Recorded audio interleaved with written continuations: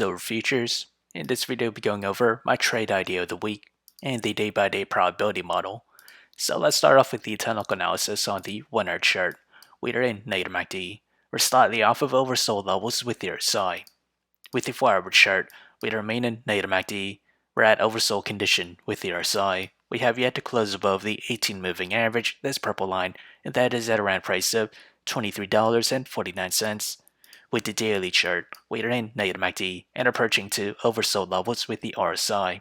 And as with the trade idea, I'll be trading SLV. My trade position size for is less than 1% of my portfolio. My long entry is at $20.29. My sell target is at $22.09. My stop loss is at $19.61.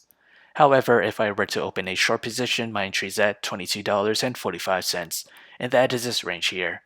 My sell target is at $21.01. My stop loss is at $23.21. So whichever entry price were to hit first, that'll be my position of the week. So how did I develop these trade ideas? It all comes from the day-by-day probability model. As we progress to the 5th day or week of trading, silver futures has a 67% chance to climb between 0 to 5%. To the downside, it has a 17% chance to fall between 0 to negative 5%, and a 17% chance to fall between negative 5 to negative 10%.